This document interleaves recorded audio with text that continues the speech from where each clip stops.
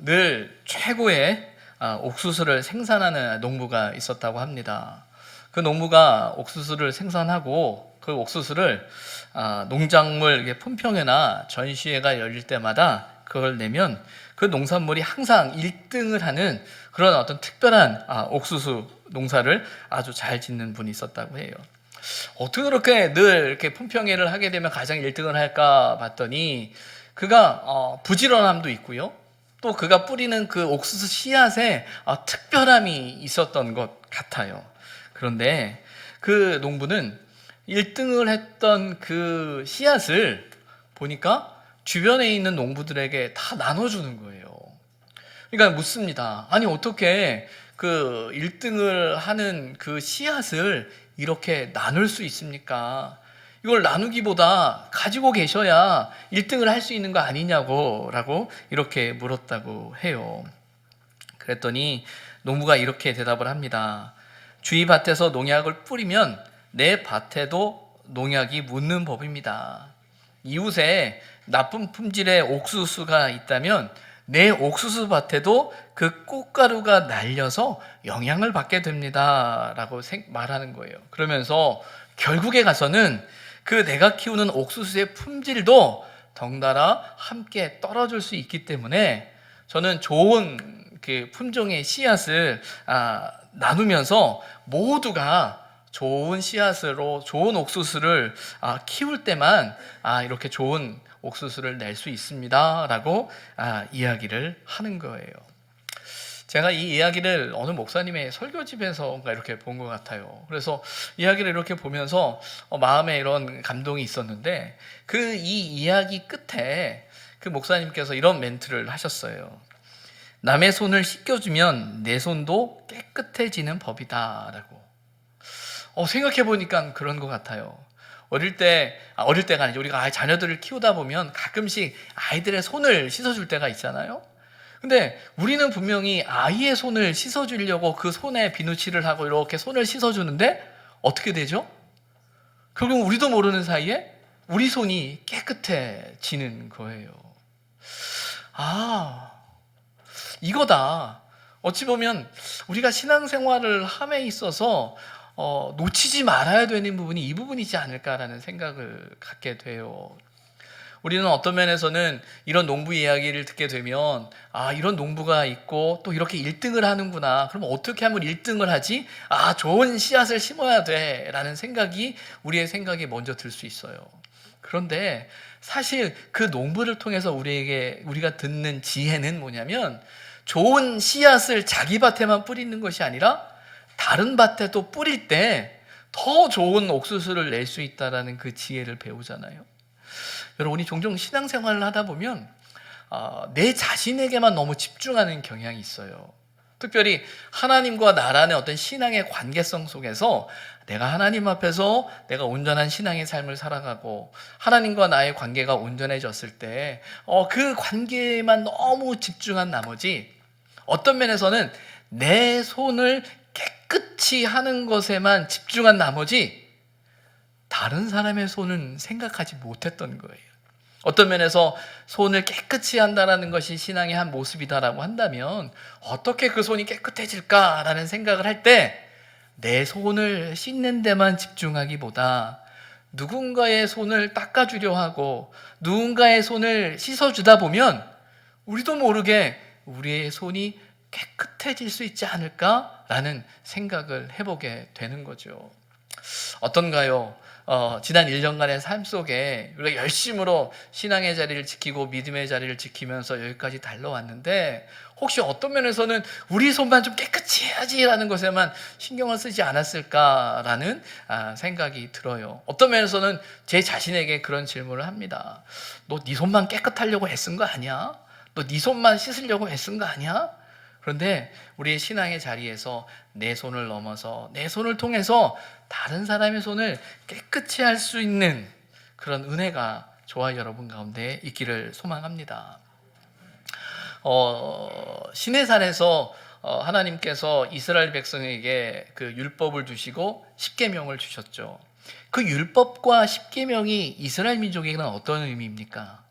그들이 하나님의 백성이라는 의미고, 그럼 하나님의 백성은 어떻게 살아야 되느냐라는 것을 이야기하는 게 그 율법이고, 십계명이라는 것을 우리는 압니다.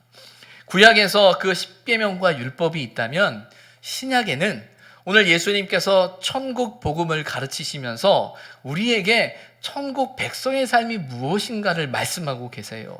그리고 천국 백성의 삶의 가치가 무엇인가를 집대성해 놓은 게 이 산상수훈에 나오는 이 팔복의 말씀이죠.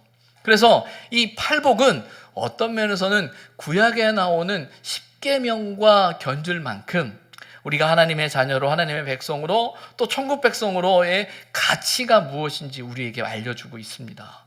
그리고 그들을 향해서, 천국 백성인 우리를 향해서 소금과 빛의 삶을 살아내라. 이 말은 천국 백성으로서 세상 가운데 소금의 역할, 빛의 역할을 해야 한다라고 가르치고 계시는 거죠. 이 전제는 천국 복음을 들은 저와 여러분에게, 천국 백성인 저와 여러분에게 말씀하시는 하나님의 말씀이에요. 그러면서 우리에게 뭐라고 말씀하십니까? 너희 행실을 보고 너희 아버지께 영광을 돌려라 라고 말합니다.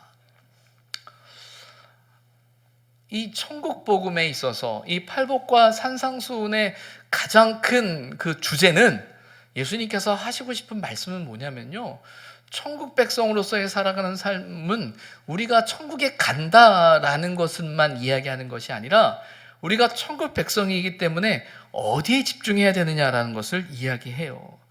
누구에게 집중하라고 이야기하죠? 하나님 아버지께 집중하라고 이야기하는 겁니다. 그게 예수님의 천국 복음의 핵심이고 핵심 메시지예요. 그래서 천국을 소유하고 천국을 소망하며 살아가는 삶의 기준이 하나님 아버지여야 한다라는 이야기를 말씀하고 계세요.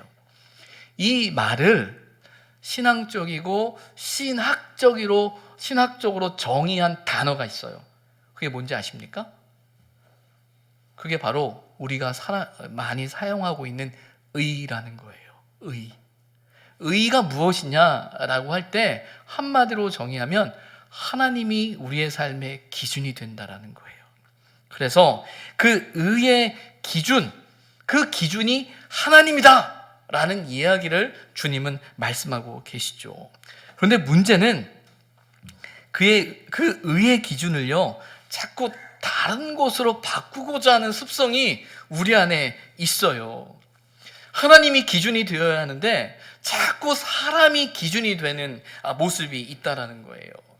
그 모습 안에는 우리가 잘 아는 것처럼 우리도 모르게 판단하고 평가하는 어떤 그런 모습들. 그런데 한번 생각해 보세요. 우리가 도토리 키재기라는 말이 있잖아요. 도토리들의 키재기를 할 때 뭐 나름 조금 더 큰 거, 조금 작은 것도 있을 수 있겠지만 그게 무의미하잖아요. 그다지 중요하지 않은 거란 말이에요. 그런데 우리는 우리의 시선 안에만 머무를 때는 거기에 의미를 두고 그것 때문에 논쟁하고 있는 우리의 모습을 볼 때가 있어요. 그런데요, 우리는 알잖아요. 사람이 기준이 되어서는 안 된다라는 것, 내 감정과 내 생각이 기준이 되어서는 안 된다는 사실을 누구보다 잘 알아요. 그래서 여러분, 그걸 뭘로 포장하는 줄 아세요? 율법과 선지자라는 말로 포장하고요, 우리도 모르게 경건이란 말로 포장합니다. 나라는 내 생각을 나타낸다라고 말하면 아니라는 걸 우리는 알아요. 그러다 보니까 우리도 모르는 사이에 하나님의 뜻이다, 율법이다, 선지자다, 때로는 경건의 모양이다라는 말로 우리가 가지고 있는 그 기준을 포장하는 거죠. 그 모습이 사실은 예수님께서 이 팔복을 가르치실 뿐만 아니라 내가 율법과 선지자를 폐하려 온 것이 아니다라고 말씀하시면서 계속 이어지는 5장 17절 이하의 말씀 속에 계속적으로 나오는 예수님의 관점이 거기에 있는 거예요. 그래서 너희의 의가 서기관과 바리새인보다 더 낫지 아니하면이라고 말씀하시는 그 말씀 속에 우리는 종종 예수님께서 서기관과 바리새인들을 비난하고 정죄하고 판단하는 데 포커스가 있다라고 생각을 갖는데 사실은 그건 부차적인 겁니다. 주님이 이 말씀을 하는 뜻은 뭡니까? 우리의 의가 하나님의 기준이어야 하는데 그 기준이 잘못된 모습이 이런 경우가 있다, 이런 상황이 있다, 이런 예가 있다라고 이야기하고 있는 거죠. 그래서 너의 의가 서기관과 바리새인보다 더 나아야 한다라고 할 때 그 핵심이 뭡니까? 핵심이 뭐예요?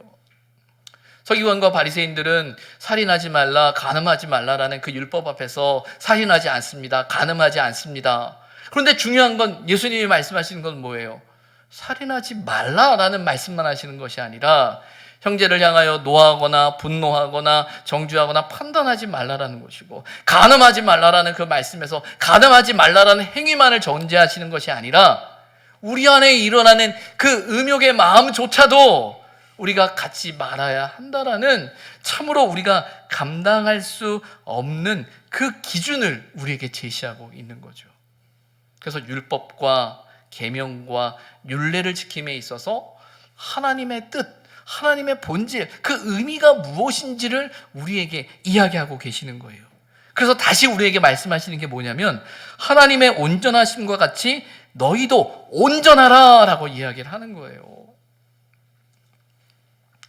너희의 착한 행실을 보고 하나님 아버지께 영광을 돌리게 하라. 또 너희는 아버지의 온전하심 같이 너희도 온전하라 라고 말씀하시면서 우리에게 머물고 있는 그 시선을 누구에게 돌리고 있는 겁니까?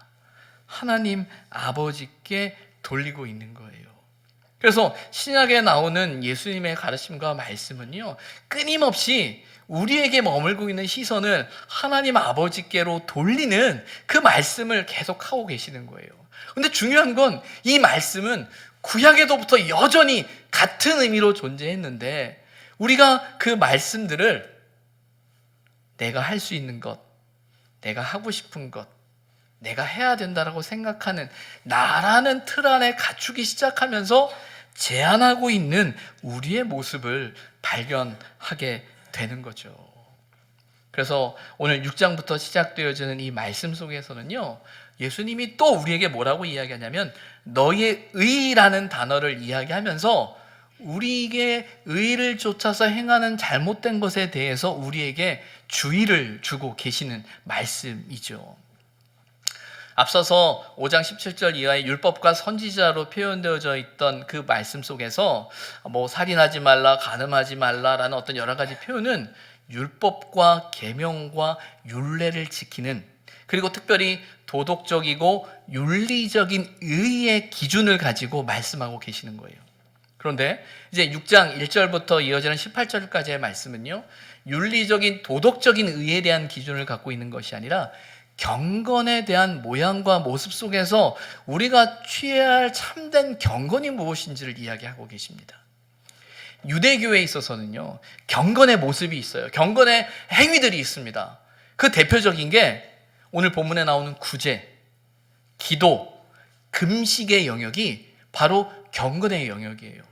그래서 그가 얼마나 경건한 사람인가, 그가 얼마나 신앙적인 사람인가 볼 때 그가 행하고 있는 구제의 모습 속에서, 그가 행하고 있는 기도의 모습 속에서, 또 그가 삶 속에서 행하는 이 금식의 모습 속에서 그의 경건을 판단하는 거죠. 그게 어떤 면에서는 유대교의 전통 안에 그것이 있는 거예요. 그런데 그들이 그 경건의 모습을 취하면서 스스로 의롭다라고 이야기를 하고 있는데, 그 의의 모습, 의롭다고 말하고 있는 그 말씀을 하시면서 그러면 정말 거기서 나타나야 할 의가 무엇인가, 실수가 그러면 놓치는 것이 무엇인가를 우리에게 이야기하고 있는 거예요. 그런 면에서 6장 1절은 이제 뒤에 나올 2장부터 18절까지 나오는 전체 내용의 서론과 같은 겁니다. 그래서 이렇게 시작하죠. 사람에게 보이려고 그들 앞에서 너의 의를 행하지 않도록 주의하라. 경건의 모습, 구제, 기도, 금식의 자리에서 조심해야 되는데 사람에게 보이려고 해서는 안 된다라는 겁니다. 이 말은 뭐겠어요? 그들의 모습 속에서 보이게 하려고 했던 거예요. 나타내려 했던 거예요. 나는 구제한다, 나는 기도한다, 나는 금식한다 라는 어떤 그 모습을 보여주면서 나는 이렇게 경건한 사람이야 라고 하는 그런 종교적인 모습과 행태들이 나타나고 있는데 그 부분을 향해서 주님이 주의를 주고 있는 거죠. 근데 무엇보다 그렇게 하면 하늘에 계신 너희 아버지께 상을 받지 못한다라고 이야기를 하고 있어요. 자, 이 말의 핵심은 뭡니까? 그 경건의 기준이 누구여야 하는 겁니까? 나를 바라보는 사람이 기준이 아니라 최종적으로 그 경건을 판단하시는 분이 누구예요? 하나님이다 라는 사실을 이야기하고 있는 거죠.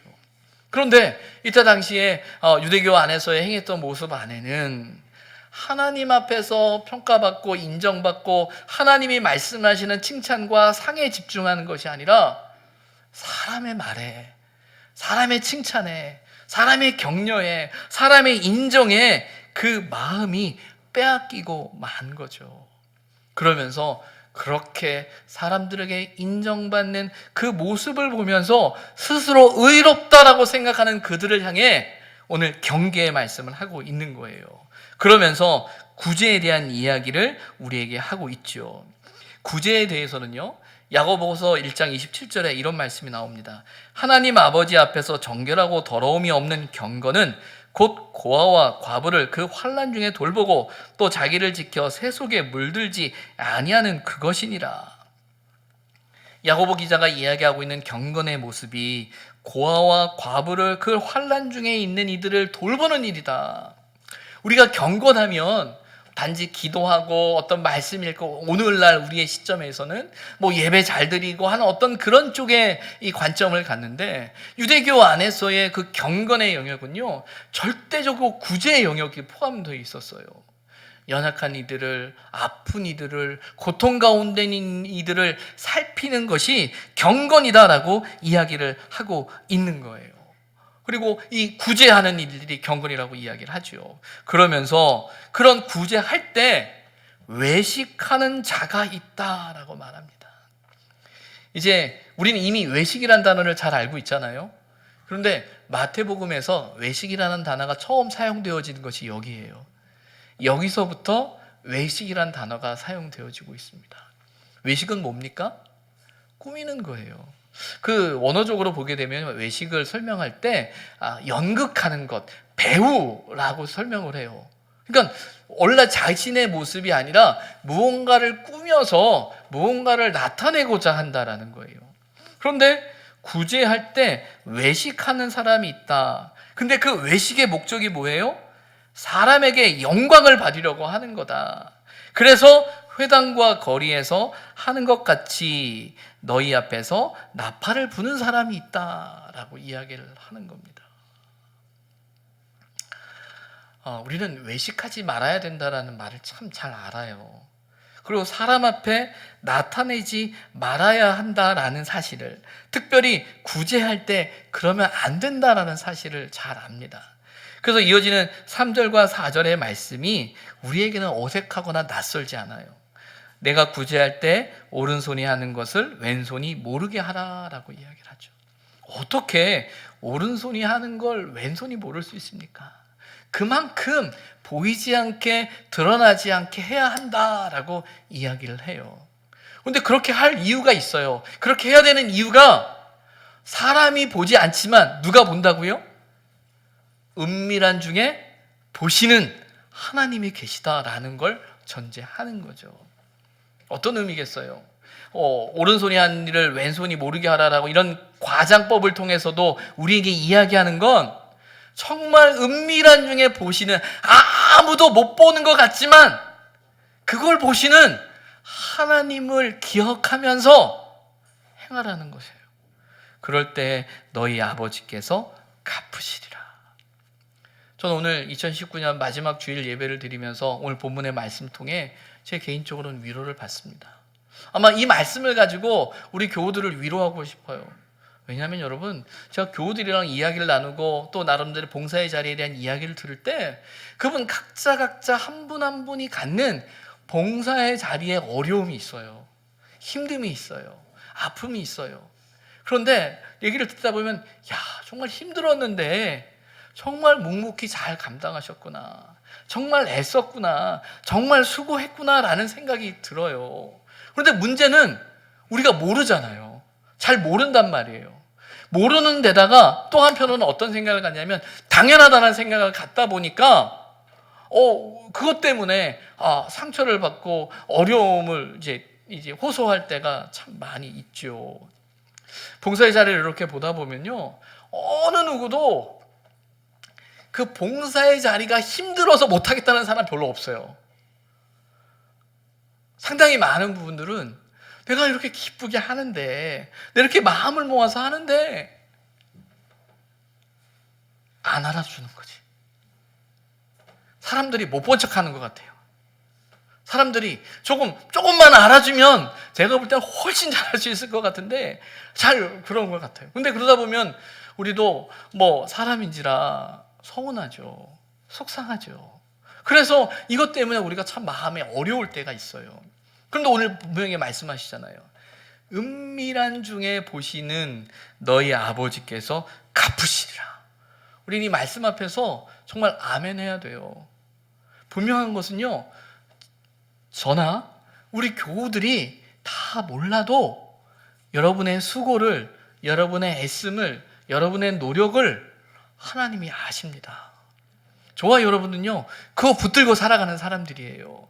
그게 있어야 살 수 있는 사람들이에요. 그리고 그것을 갚으실 하나님에 대한 믿음을 갖고 있기 때문에 우리는 오늘 본문의 말씀 앞에서 사람에게 보이려고 하기보다 은밀한 가운데 행하고자 하는 그 구제와 또 마땅한 경건의 모양과 모습을 취하고자 하는 우리의 노력이 있는 거죠. 그리고 우리는 그렇게 살아갈 수 있는 거예요. 근데 분명한 건 오늘 본문 우리가 함께 나누었던 이 말씀을 우리는 모르지 않아요. 사람 앞에 하지 말아야 되고 하나님 앞에 행해야 된다는 거 너무나 잘 알아요. 그런데 문제는 이걸 너무나 잘 알기 때문에 은밀하게 해야 하고 사람 앞에 하지 말아야 하고 하나님께 인정과 칭찬을 받아야 한다는 것을 너무 잘 알다 보니까 안 해요. 너무 잘 알아서 안 해요. 외람된 말씀이지만 이런 목회적인 경험을 갖고 있어요. 전에 교회를 섬기면서 이제 교회에서 어떤 일이 필요해서 오랫동안 그 교회는 교회에 어떤 일을 하거나 재정적인 일을 할 때 교회가 가지고 있는 어떤 예산을 쓰기도 하지만 필요에 따라서는 교우들이 마음을 모아서 어떤 일을 이렇게 진행할 때가 참 많았던 교회예요. 그런데 제가 이렇게 가서 보니까 어차피 교우들이 다 헌금하고 헌신하면서 했던 건데 그냥 우리가 그 헌금으로 합시다. 그리고 뭐 이런 헌금할 때 이름을 내지 맙시다 라고 이렇게 했더니 우리 장로님들이 아니에요 목사님, 그러면 안 해요. 아이 왜야, 다 하나님 앞에 하는 건데 왜 안 해요. 근데 나중에 보니까 정말 안 하더라고요. 왜? 사람에게 이렇게 할 때는 보이니까 부담을 갖고 해요. 그런데 그렇게 안 하고 다른 방식으로 우리가 다 같이 헌금해가지고 무명으로 해가지고 이렇게 합시다라고 했더니 안 하는 거예요. 그때 저의 마음을 알았어요. 생각해보니까 저도 잘 안 할 것 같아요. 내 이름이 나타나면 어떤 면에서는 우리나라는 체면 문화잖아요. 그 다음에 체면이 있어서 한단 말이에요.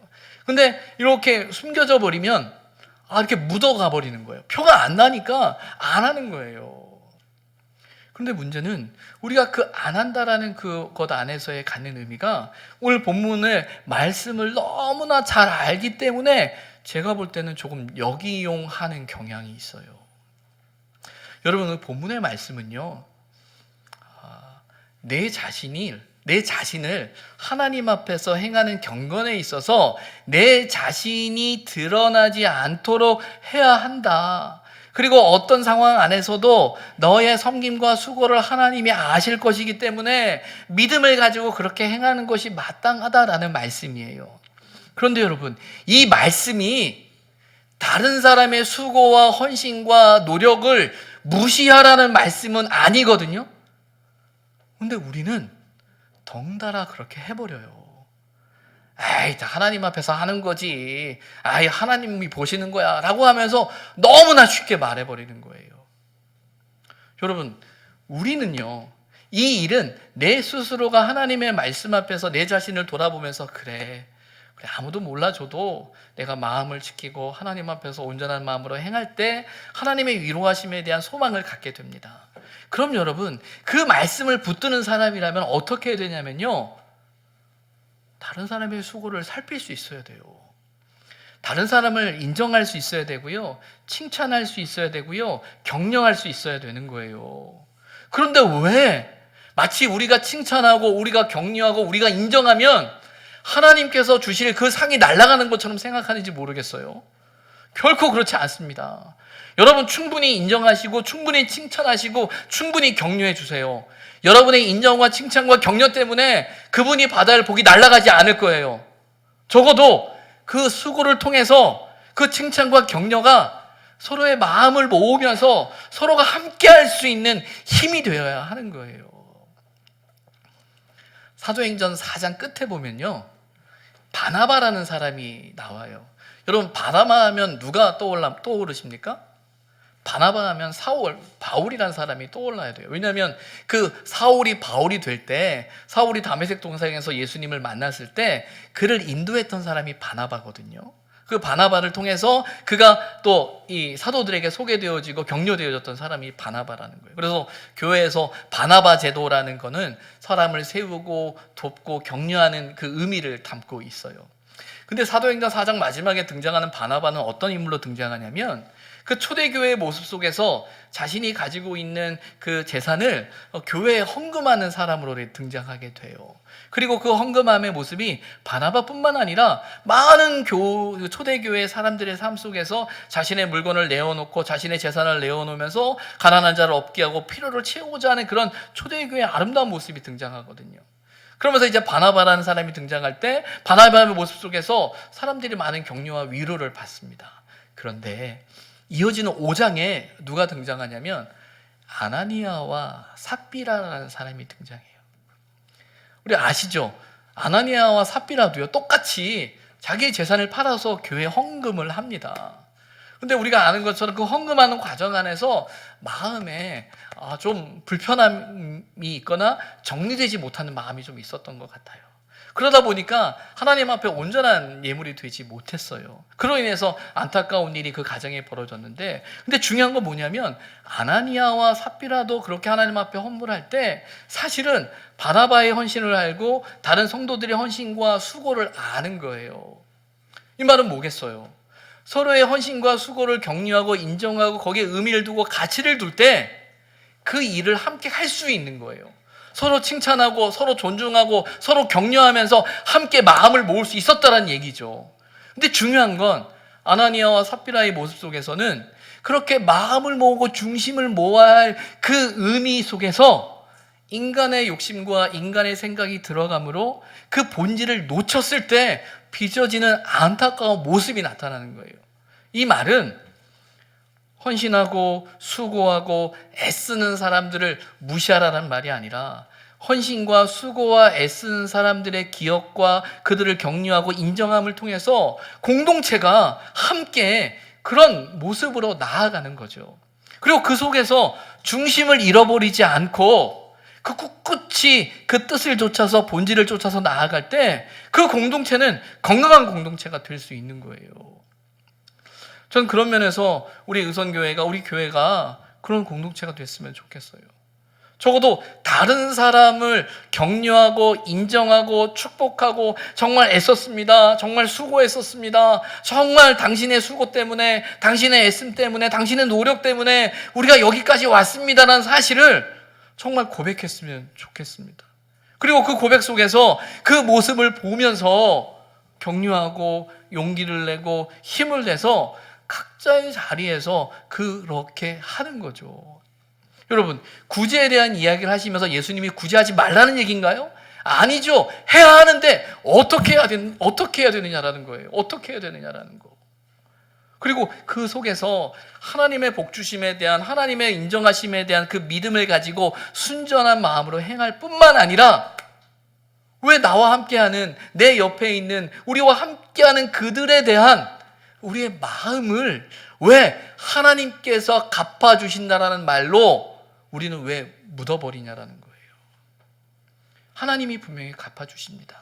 그런데 중요한 건 그 갚아주심에 대한 믿음을 갖고 있는 저와 여러분이 그 믿음으로 살아간다면 적어도 우리와 함께하는 이들의 수고와 열심과 애씀을 놓치지 말아야 됩니다. 여러분 생각해 보십시오. 열심히 수고하는 이들에게 잘한다 잘한다 해서 하는 게 그가 더 잘할 수 있을까요? 못한다 못한다 못한다 해야 더 잘할 수 있을까요?